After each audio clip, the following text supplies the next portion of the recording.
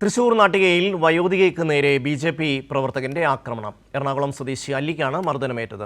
നാട്ടിക ബീച്ചിൽ പങ്കംപറമ്പിൽ മണികണ്ഠനും സുഹൃത്തായ ദേവദത്തൻ എന്നയാളും ചേർന്നാണ് വയോധികയെ ആക്രമിച്ചത്. തലയ്ക്കും മുഖത്തും പരിക്കേറ്റ അല്ലി തൃശൂർ ജില്ലാ ആശുപത്രിയിൽ ചികിത്സയിലാണ്. സാരംഗ് ചേരുകയാണ്. സാരംഗ്, എന്തിനാണ് ഈ വൃദ്ധയെ ബി.ജെ.പിക്കാർ മർദ്ദിച്ചത്? വിശദാംശങ്ങൾ. ഷമ്മി, 2 ദിവസം മുൻപായിരുന്നു ഇത്തരത്തിലൊരു മർദ്ദനം നടന്നിട്ടുള്ളത്. അതായത് എറണാകുളം സ്വദേശി 73 വയസ്സുള്ള അല്ലി എന്ന വയോധികയ്ക്കാണ് ഇത്തരത്തിൽ ക്രൂരമായിട്ടുള്ള ഒരു മർദ്ദനം ഏറ്റിട്ടുള്ളത്. നാട്ടിക ബീച്ചിൽ പങ്കംപറമ്പിൽ മണികണ്ഠനും ഇയാളുടെ സുഹൃത്തുമായ ദേവദത്തൻ എന്നയാളും ചേർന്നാണ് ഈ വയോധികയെ അതിക്രൂരമായി മർദ്ദിച്ചിട്ടുള്ളത്.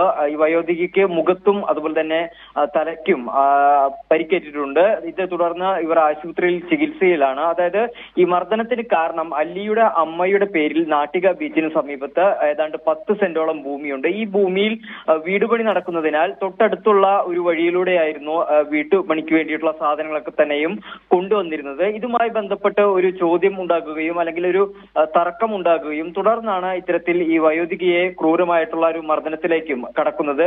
ഈ മണികണ്ഠൻ എന്നാള് ബി.ജെ.പി. പ്രവർത്തകനാണ്. ഇയാളുടെ സുഹൃത്തുമായിട്ടുള്ള ദേവദത്തനും ചേർന്നാണ് ഈ വൃദ്ധയെ റോഡിലിട്ട് അതിക്രൂരമായിട്ട് മർദ്ദിക്കുന്നത്. എന്തായാലും പരിക്കുകളെ തുടർന്ന് വയോധിക തൃശൂർ ജില്ലാ ആശുപത്രിയിൽ ചികിത്സയിലായിരുന്നു. തുടർന്ന് പോലീസ് എത്തി ഇവരുടെ മൊഴിയെടുത്ത ശേഷം 2 പേർക്കെതിരെയും കൊലപാതക ശ്രമ കുറ്റം ചുമത്തിയാണ് 2 പേർക്കെതിരെയും കേസെടുത്തിട്ടുള്ളത്.